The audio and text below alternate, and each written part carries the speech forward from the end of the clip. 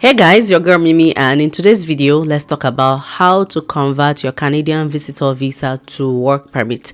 If you already have the visitor visa, because it's easy nowadays, it's just, something that's for some reason Canada is just dishing out visitor visa and it's quite cheap. As a matter of fact, all you need for the application itself is about $185 for the application and the biometrics.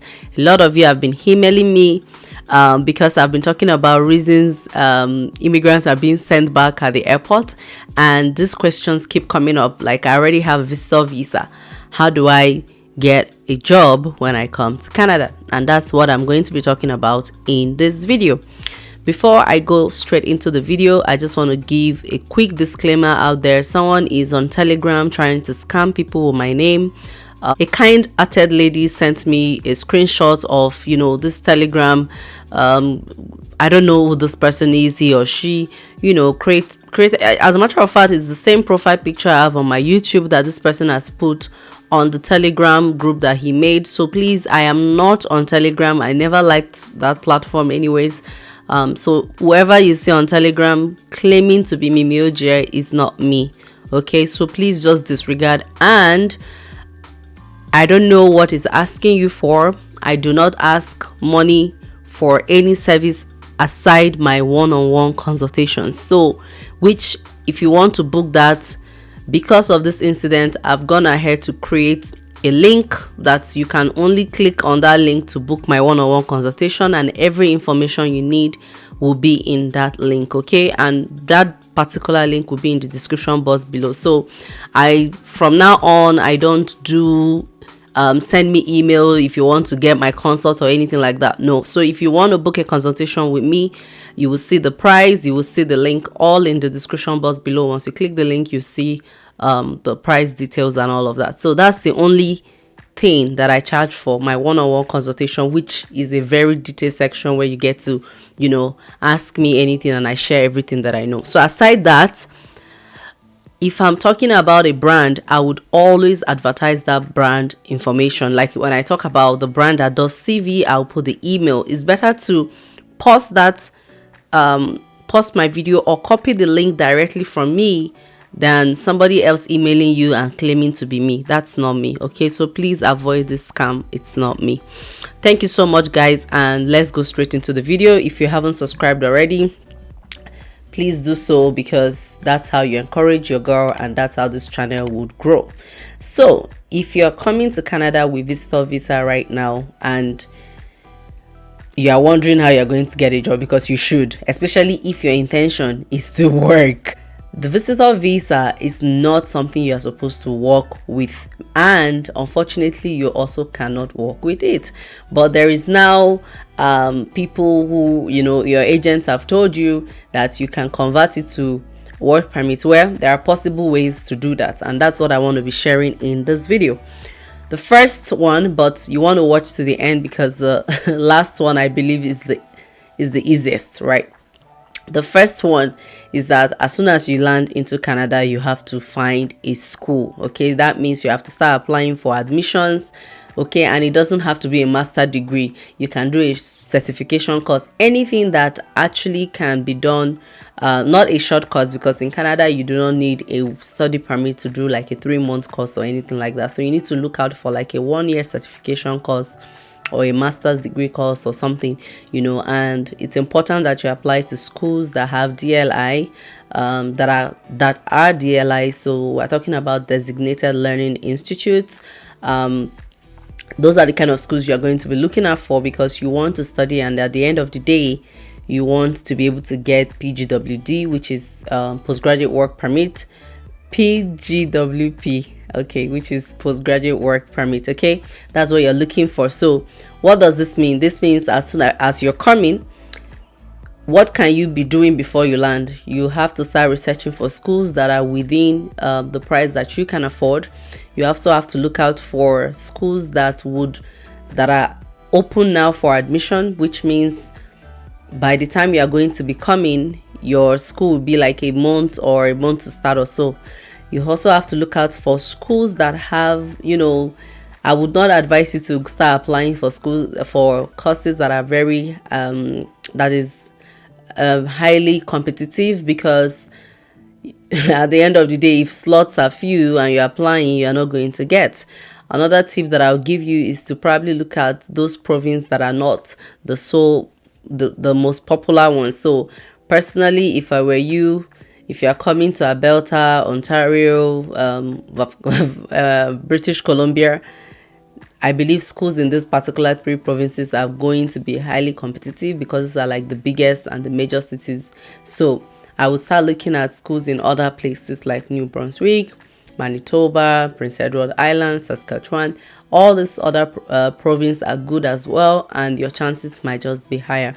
So which means you need to actually prepare to come with your tuition, because you are still going to be treated as an international student even though you have Canada visitor visa. Okay, so one of the ways to convert your visitor visa to work permit is actually to first convert it through study route, which is what will give you your study permit.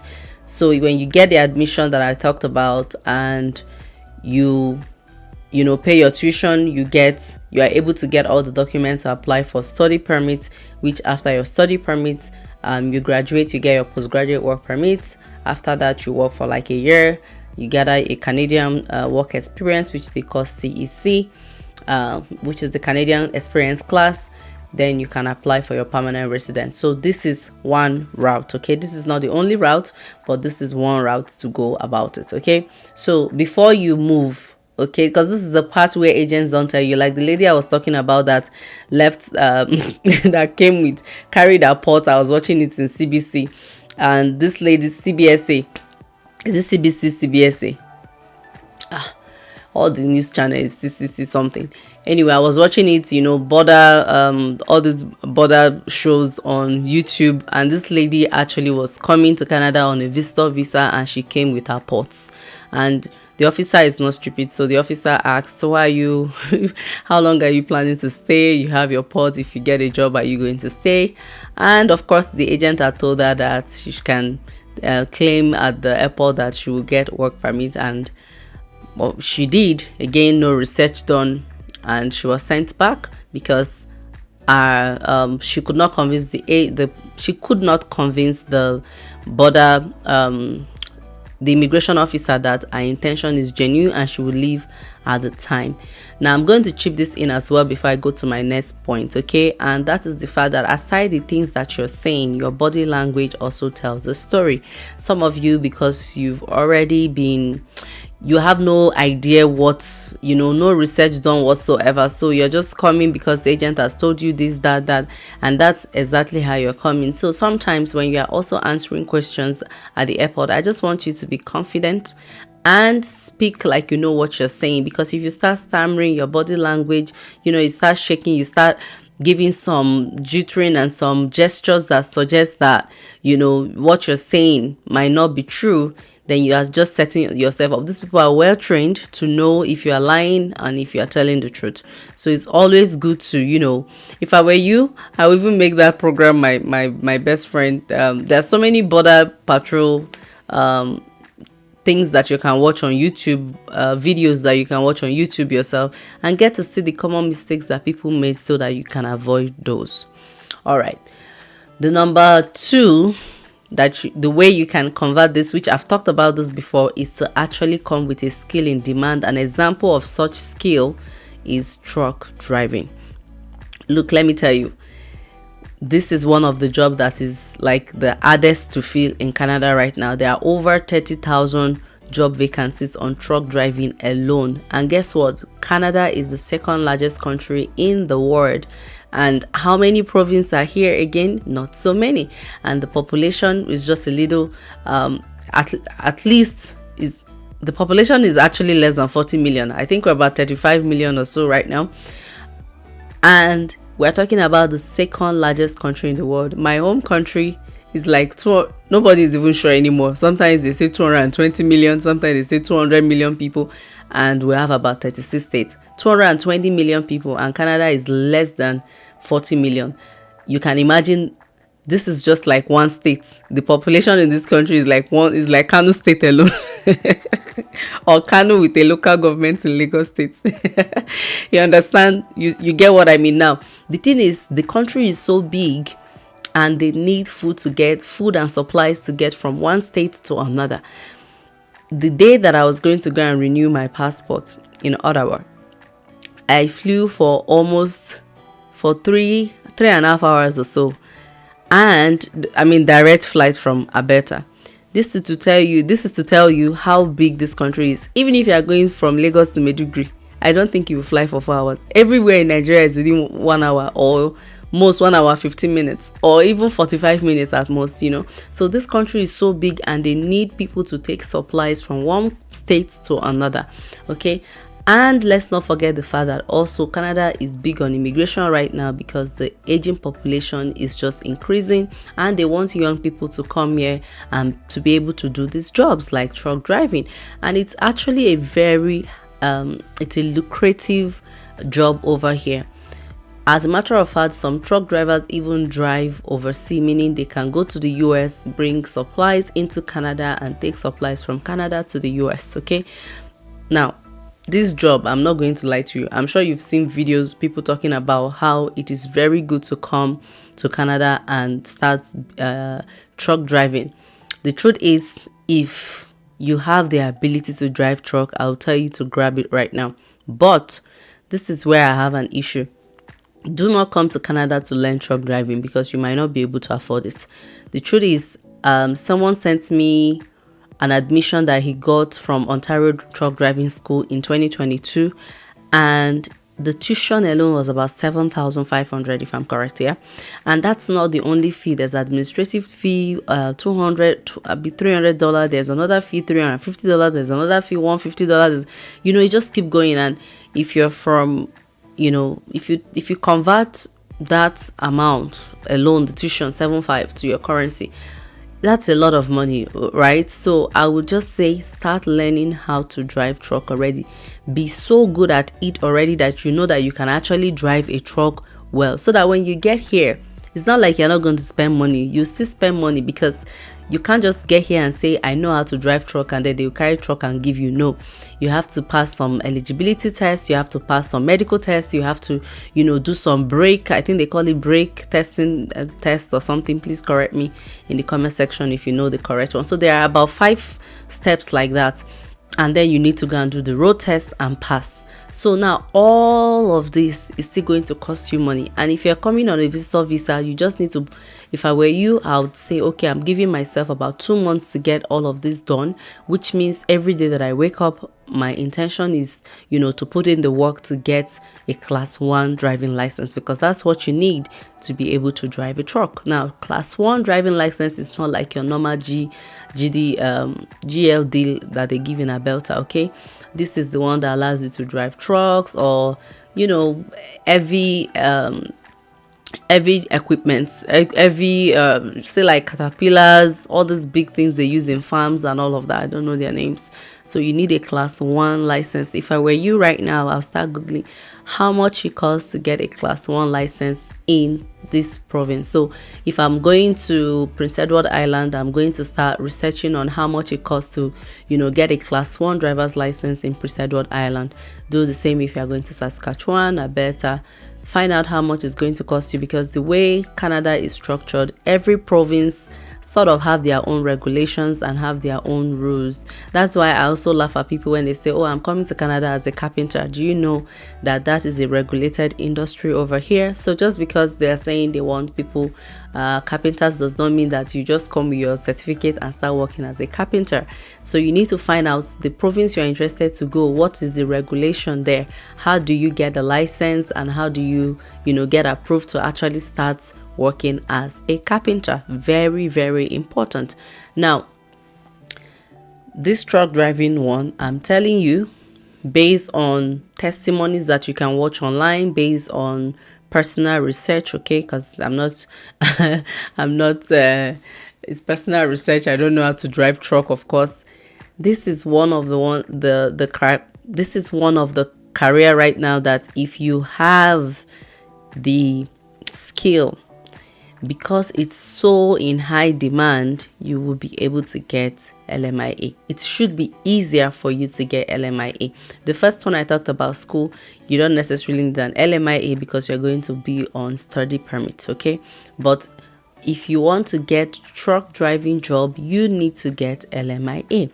Now, what is an LMIA? This is a document where the company, so after you've gotten, now you have a license, okay, and you need to get a job. So after you've gotten your license is to actually start looking for a job. Now, this is where I talk about the importance of a good resume. Some of you, it's not your village people that is doing you, actually is you have the skill sometimes, but also there's something called ATS here. It's an artificial intelligence that filter out people's CV. So once if they don't see the keywords of what they are looking for, they just filter your CV out, okay? I did a video talking about how to actually get these jobs from your home country, and I talked about this as well. Your resume needs to stand out.